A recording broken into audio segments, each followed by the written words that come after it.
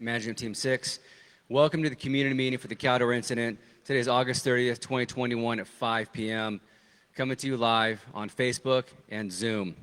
The format of the meeting is going to consist of an informational update, an operational update, and then some questions and answers and closing comments from our incident commanders.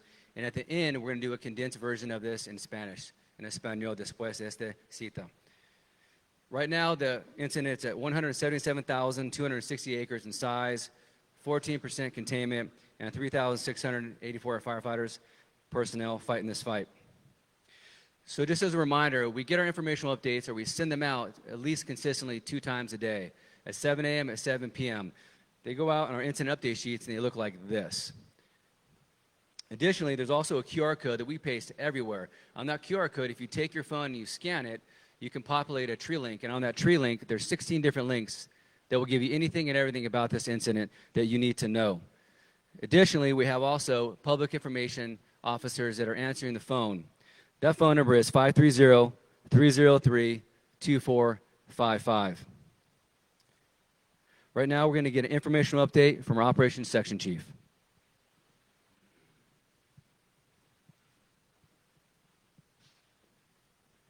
Good afternoon, folks. Cody Bogan, Operations Section Chief, Cal Fire Incident Management Team 6. I'm going to give you a little overview of what's going on in the fire the last 24 hours.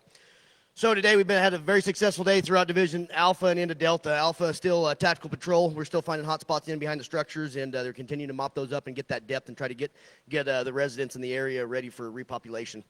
As we come around into Division Delta here, on the bottom side of Delta, right by the division break, was an area earlier today that I was speaking of that we still had some open line. The crews were very successful today. They were able to get line in. Delta now has line all the way around it. Now we just have to progress in it and get it mopped up and get it secured. As we come around into Sly Park and up through the lake, all this is looking real good all the way up into the Highway 50 corridor. No real issues at all to report of as of today, and things are looking real good all the way up as we get into Highway 50, all the way through the river drainage, all up through there. The troops are tactical patrol and working on just getting that depth, securing the trees, fallen snags, and just trying to get that whole area along Highway 50 secure. We come up into Division H and Branch 10, Division H, Division Ida. Things looking real good. Same thing. They're working on depth up in there, mopping up, patrolling, and just getting that whole area secure. As we get up towards the branch break up into Strawberry, the area all through Strawberry, they were in a firefight in there probably 24, 36 hours ago. Everything through Strawberry is looking a lot better now. They're continuing to mop up around structures and just trying to secure things. As you push on up the 50 corridor up into Echo Lake, into that country, they're currently in a firefight up there. They've been working. It's been a rough, long day for the troops up there today, but they have been decently successful. Luckily, the fuel's kind of run out, and it kind of slowed the fire progression down up on that north piece. Though air's been clear earlier in the day, they're able to work some aircraft into there, which obviously helped out a bunch, and they just continue to chase spot fires and bump and run with the structures up through that country. As we come back down the other side, down in through Kilo and into Highway 88, the Highway 88 corridor got hit pretty hard today. The fire has impacted Highway 88. It has crossed over Highway 88, and they do have a fire that is that's pushing up towards the Kirkwood area. It is in the kind of the dog leg in Highway 88, which I know some folks that are watching this can relate to this. It is in that dog leg between the Highway 88 corridor right now. The troops are working on it. We got equipment and dozers in there trying to cut that off and get it tamed back into the north side of Highway 88. As we get in back behind that area on 88 on Division Mike, November, and all through the backside of Branch 20 and into Branch 30, things are looking real good through there. It's been a success through that area. Tactical patrol, and they continue to mop up and patrol all through that country there. With that, to be in a report.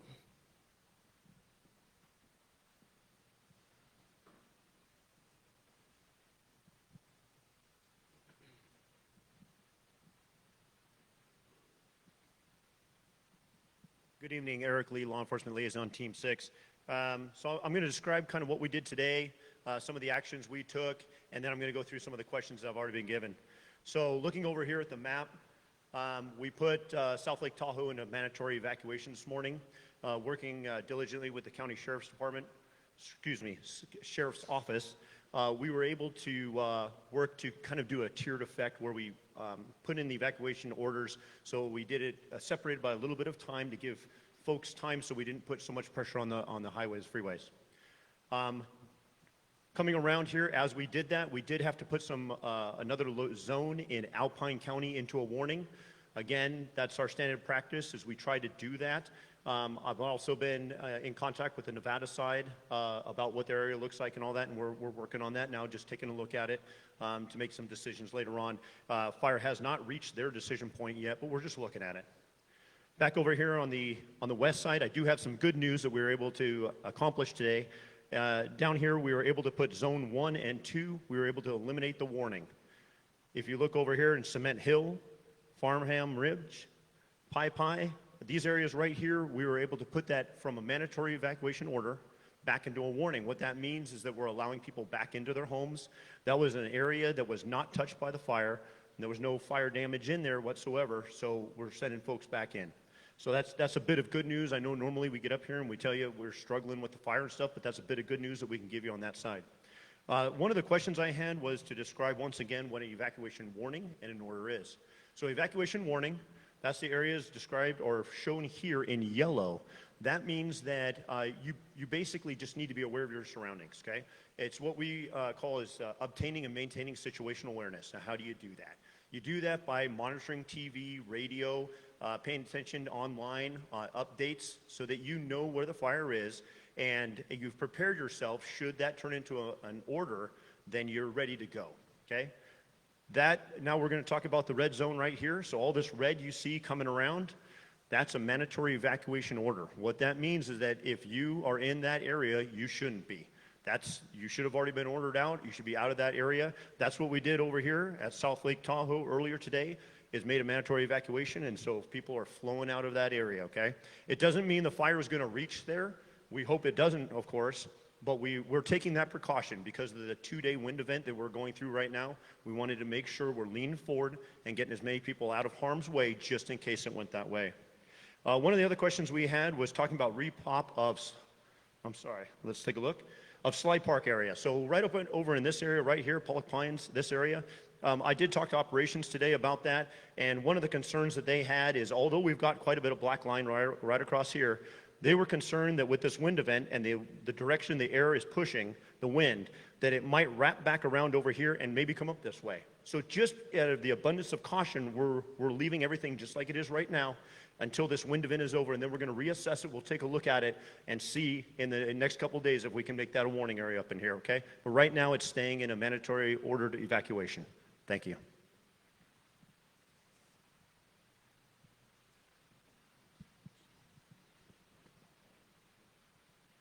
All right, Cody Bogan, operations, back with you again. I got a few questions from the public. So the first one is, can you give us status on Homewood? So Homewood is up on the east side of the lake. As of right now, there's no real concerns up in the Homewood area. We're obviously using extreme caution throughout all that country. We got troops working out there looking at contingency lines and just getting things set up in case the fire does make a push up that way. But as of right now, Homewood does look good. What are critical fuel conditions? So critical fuel conditions are when the fuel moistures, so basically the fuel moisture is the moisture that is inside your wood, like your firewood. If you were to go cut a green tree and try to burn it in your fireplace, that firewood has not cured and it has moisture in it and makes it where it doesn't burn as good. Critical fuel conditions is when that moisture is all dried out of that wood and it wants to fully burn and burn a lot easier. And then the last question I have, and I kind of addressed it earlier, but status of Strawberry. So I believe it's been probably 36 hours ago now, maybe pushing 48 hours ago. The fire pushed up through Strawberry pretty hard when it spotted across Highway 50 from the north side. That night and early into that next day, the troops were in a pretty good firefight all through that country in structured defense. As of right now, there's been no structure loss in the Strawberry area that we are aware of. It has been real hot out there, and we haven't got all of our DINS folks in looking at everything, but as of right now, there is no known structure loss through the Strawberry area. And with that, I believe that's all the questions I currently have.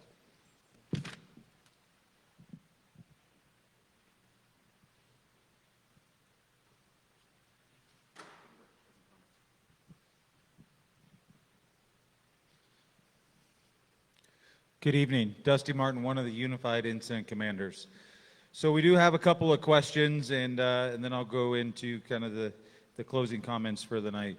There's been a lot of questions about structure loss as this fire has moved, and I want you to know that we do have multiple damage inspection teams that are out. They're evaluating that for us, and as soon as we can get some good, solid, concrete information, we will get that to you. One of the things I want to talk about tonight is there's multiple questions, a lot of focus on a lot of different areas, and there's a lot of focus of what's going on up in the Tahoe Basin area. And we are having a press conference following this meeting that's going to address that. But I do want to make sure that each and every one of our communities that surround this entire fire here know that we have not lost sight of that. We have resources in each and every one of those communities. We have firefighters working tirelessly every day to continue to bring mitigation and add more black line to that. Lots of questions about Pollock Pines, and our law enforcement liaison answered that. Once we get through the wind event and we can get some of that fire buttoned up here in the next couple of days, our folks are going to start looking at that Pollock Pines Camino area. As I've said in the days prior, it is one of our number one priorities to get the citizens back into their communities as soon as safe as possible.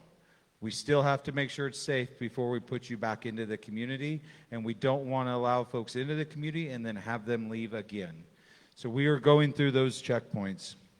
Some of the changes that you are going to see here in the next coming days, you're going to see the California National Guard. California National Guard is going to be managing traffic control points to help protect and provides our CHP and our El Dorado County Sheriff's Department to free up some of their resources holding those traffic control points, and then to better serve the community and be a bigger presence.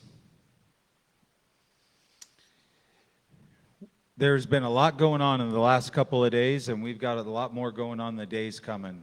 This firefight is still far from done, but I do want you to know that CAL FIRE, the United States Forest Service, stand together to bring this incident to mitigation. Thank you, and have a great night. Thank you, Dusty. Okay, I just want to make some clarification for something our operations section chief talked about. So Homewood is on the west shore, not east shore, just for clarification. We know that. There's a lot going on, so we just want to make sure we clarify that for all the viewers out there. And there's some questions about structures. We continue to have 20,414 structures that are a remaining threat at this point right now. So our ask is that everyone that wants to know information about the structures, the evacuation zones, go to that link tree and look under the evacuation map that's provided by our law enforcement partners to give you a very good perspective of that information. Okay, at this time, we're going to go ahead and conduct this community meeting in Spanish, en español.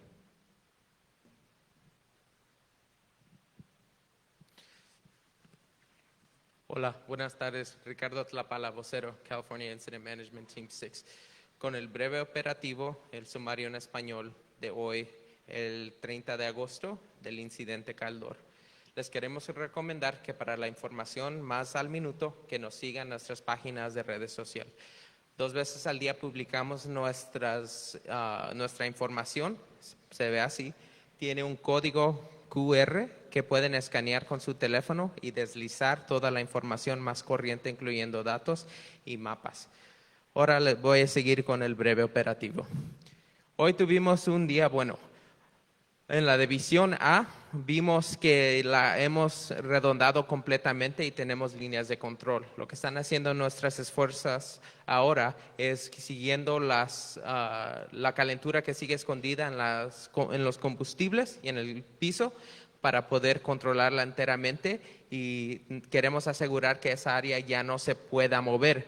Por eso siguen las órdenes de evacuación.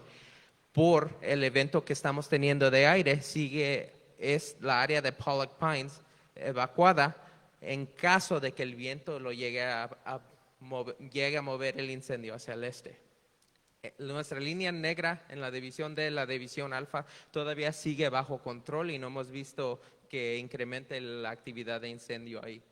Nos movemos hacia la carretera 50, lo que hemos visto es que todavía sigue el incendio retrasándose hacia el agua, pero tenemos a nuestras unidades de piso comprometidos al incendio, a la batalla del incendio en esa área y hemos visto buen progreso hoy. Seguimos hacia la H y la I, tenemos líneas de contención, líneas mecánicas y líneas de mano y nuestras líneas de control se han mantenido bien. Sigue nuestra primaria objetiva, prevenir que siga el incendio moviéndose al este. De lo que sabemos hoy, no ha habido pérdida de edificios en la comunidad de Strawberry, pero sí vimos ayer que creció el incendio demasiado. Lo que hemos hecho con todos los recursos que nos han llegado, estamos fortaleciendo todas las líneas de control y contención que vemos en la área y nos mantenemos comprometidos a la batalla por el evento de aire que estamos expectando.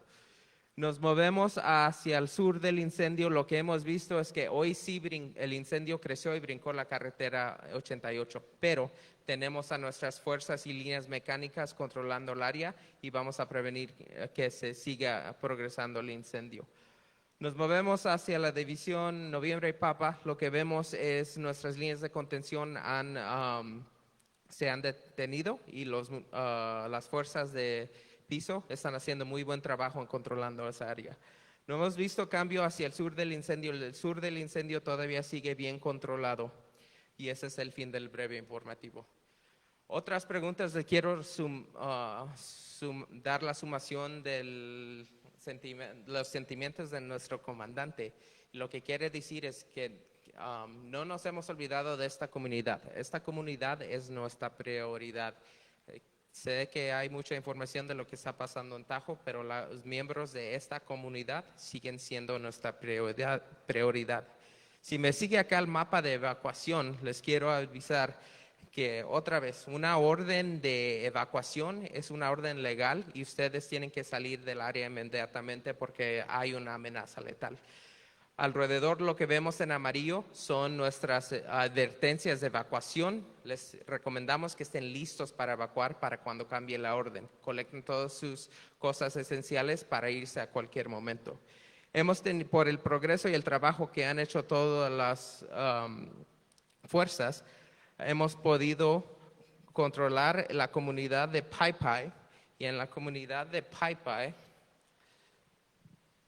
ha cambiado a una advertencia, entonces esos residentes pueden regresar a sus hogares. Eso incluye las comunidades de Consumnes, Cement Hill y Farham Ridge. Les queremos acordar de que nuestro comandante les quiere dar a saber es que seguimos comprometidos con todos nuestros cooperadores, hasta nos van a llegar miembros de la Guardia Nacional para suplementar el trabajo que pueden hacer nuestras agencias policíacas para seguir en la batalla, para que ustedes regresen a sus hogares.